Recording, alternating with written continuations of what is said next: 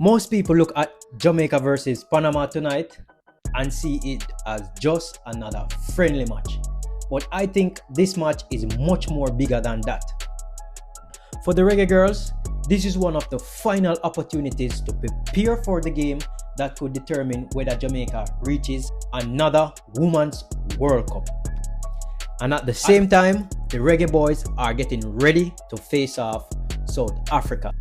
And I've seen two interesting calls that could have major impact on the future of the national team. So in this video, we're just going to break down why the Panama match matters and what Jamaica should be looking to improve before facing Costa Rica. Also, I will be discussing my thoughts on South Africa's game and whether these new Reggae Boyz can make a real difference for Jamaica moving forward. With no further ado, let's jump into it. If you guys haven't subscribed, if you guys are new to the channel, please go ahead and subscribe, drop a like, and at the end of the video, share your thoughts in the comments. Let's jump into it. What I would like to see the Reggae Girlz improve on is we kept the ball well. We are able to keep possession quite well, I would say. The games that I've watched so far with the girls, they have kept the ball well.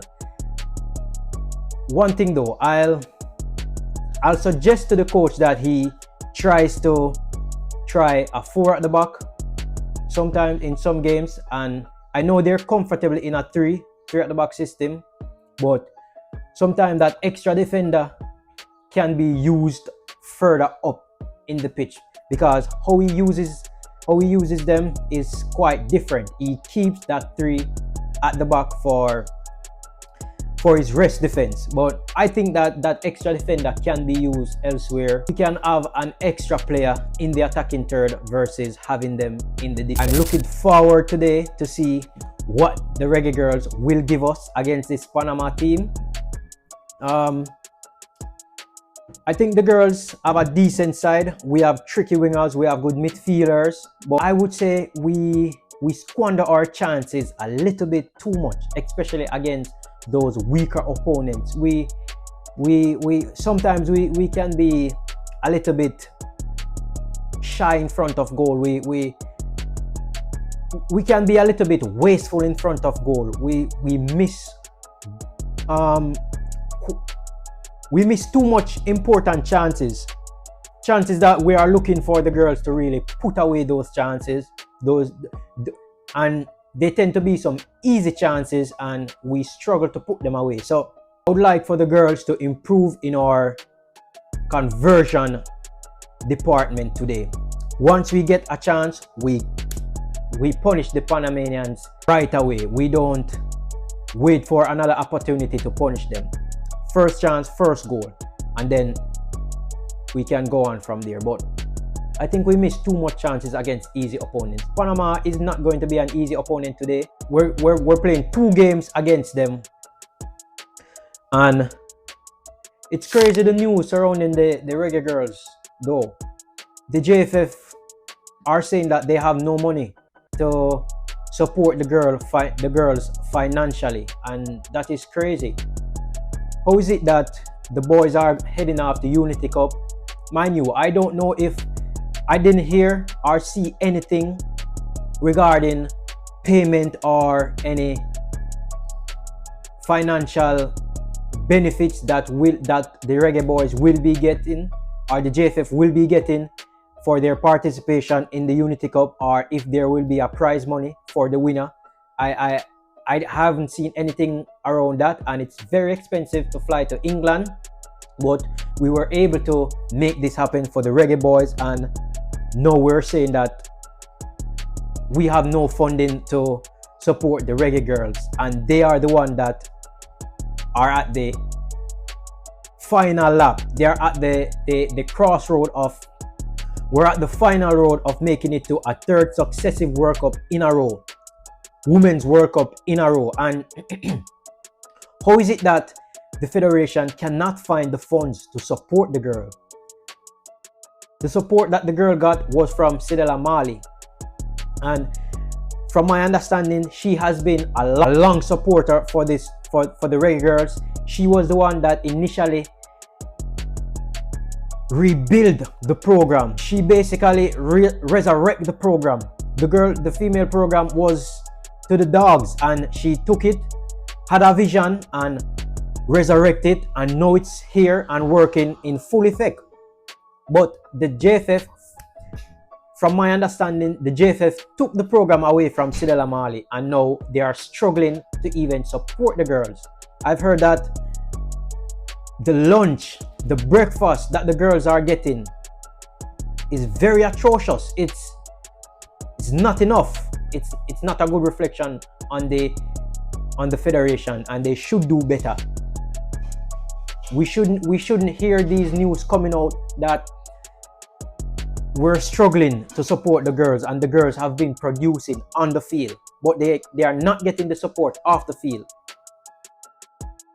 It shouldn't be that way, but that's how it is. And I hope that things will get better, because they're on the verge of making a third successive World Cup. This will be history for the Reggae Girlz. But on a better note, I'm hoping to see the girls perform well this evening. I'm hoping that they can go out and express themselves. We have good midfielders, good wingers. I would say we have a all-round balanced squad in terms of attack and defense. It's just that, as I said earlier, we tend to squander our chances in front of goal. We need too many chances to put the ball in the back of the net, and I don't want to see that. I want to see us flourishing in front of goal. We have the best striker in the world in Khadija Bonishaw, and if she's having an off day, we need the other girls around her to step up and come up big. It cannot be, we cannot rely heavily on Khadija alone. She's going to need the help when it's necessary, when the opportunity presents itself. We need our wingers to step up and score some crucial goals as well. We don't really struggle with goals, but I think we miss too many chances. So that's why I'm pointing out that this is an area I think we need to improve on a little bit. Also, we should improve on our attacking play in terms of how fast we transcend to the opponent's goal area. Most teams that we face in the Caribbean, they normally come in a low block and basically saying to us, come and break us down. But we still find a way to win. But I think sometimes we can get a little frustrated when we come up against those low blocks. But anyways, it's going to be a good showing. I think the girls will do well, and hopefully we can get some advance in our preparation for that big game against Costa Rica. Because, as I said, we're just one win away from another World Cup. Now, moving on to the Reggae Boyz. Now, the Reggae Boyz take on South Africa tomorrow. We know why this is important to South Africa, and this is an opportunity for Jamaica, for the Reggae Boyz as well. So Mexico is South Africa's first game at the FIFA World Cup Finals, and they're looking to face quality opponent in Mexico region, and Jamaica happens to be one of them. So they're looking to see how they can fare against this Reggae Boyz squad. This is a young squad, and the Reggae Boyz are still in the rebuilding phase, but let's see how we come up against this South Africa team. Anyways, I'm impressed to see 2 new call-ups to the Reggae Boyz squad. And if you watch the JPL, especially from the playoff all the way to the finals, it would be a no-brainer the reason why these two players are in the squad. And I think it's a call-up well deserved by these 2 players, and they are from Portmore United. This is Ronaldo Robinson and Tyreek Zimenez. Now, when you're looking to assess a player that you think can go to the next level, I look for 3 things in a player. One of them is their ability to scan How often do they scan? How often? Because for me, when you scan, you're not just looking, you're taking in information. So what is the valuable information that you get when you scan, when you look over your shoulders? You know where your opponents are. Also, you know where your teammates are as well. So you also can be aware of which space to go into, where to move. Do I need to go to the left? Do I need to go to the right? The other thing that I look for is their decision making, their speed of decision making. Now, what I mean by this is, at the higher level, the higher you go up the level, there's not a lot of things that separate players in terms of technical ability and understanding of the game. What separate them are, what separate the best of the best from the average is decision making, because decision making make it a football player. So how fast are you able to recognize the space, recognize that pass, make that challenge, make that tackle? How fast are you able to make these split decisions that can have a big impact on the game? The faster your decision making ability is, I think the better you are as a player, and the higher the ladder, the footballing ladder you can climb in terms of the league you will end up in and the clubs you will play for. The other attribute that I think can separate good players from average players is your movement off the ball. Do you know when to come forward, come closer to your teammates to get the ball, or move away into the space? Can you recognize spaces? Can you recognize which spaces you need to pick up on the pitch? Recognize which position you need to put yourself in on the pitch to impact the game. In terms of off the ball movement or on the ball movement, I think that is one of the things that separates average from above average in terms of footballing players. That's the third one. So the fourth and final thing that I look for when I'm assessing a player to determine whether or not they can make it to the other level is, how does their attributes translate to a higher level, a higher league?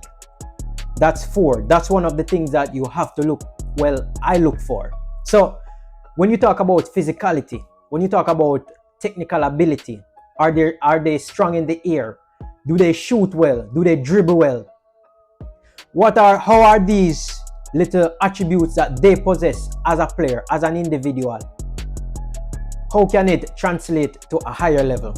Once you recognize that, then I think they have the ability to make it to another level. Now, I'm saying this to say that these two players, Ronaldo Robinson and Tyreek Jimenez, they possesses these skills. So I believe that they can make the jump to another level. They can matriculate to a higher level in terms of international football, and also playing in a better league, a faster league, a more competitive league from the Jamaican Premier League.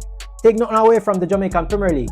I think the league is slightly improving, but we still have a lot of work to do to get that league to the top of the top level. The top level. So when I was watching Tyreek Jimenez, he's one of the few players, the few defenders in Jamaica that I can compare to Reece James.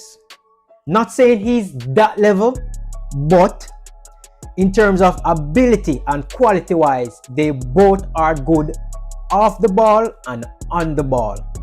So they're good on both sides of the game. If you want someone to go down the line, whipping across, he's very capable of doing that. If you want a wing back who can take on his opponent, he's good at doing that as well. If you want a goal scoring defender, he's that type of defender as well. If you want someone to invert into midfield, he's that type of player as well. So, and then he can pocket a lot of quality wingers, in my opinion.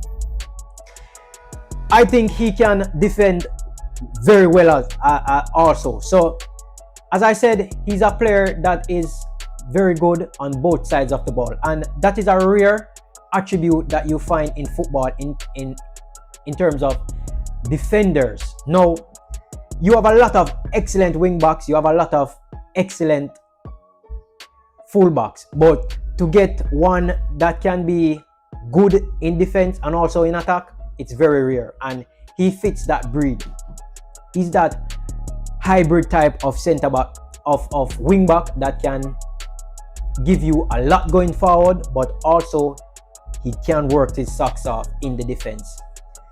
For Ronaldo Robinson, on the other hand, he's a silky, tricky kind of player, left-footed. One of his attributes that I recognize is that he's not an out-and-out winger. He's a I would say a number 10 / advanced 8. He can play as that attacking 8. He likes to drift in the midfield, and he works hard off the ball. He's very good on the ball. For a small guy, he can protect the ball, and he has a wonder wizard of a left foot. He knows how to find the back of the net, and also he has the ability to make those final passes in the attacking third. So I think these two players are very good players. They're not that old. Tyreek Jimenez is very young. They're very young players, very talented individual, and if they stay consistent, they will find themselves in a better league, making themselves and their family proud. So kudos to them. Also, I want to do a shout out for Bomb Sport, because Bomb Sport is where I get the graphics for Tyreek Jimenez and Ronaldo Robinson. And Bomb Sport is the few pages in the space that YouTubers and football commentators like myself can really rely on to get a lot of information from, so it can help support our video production.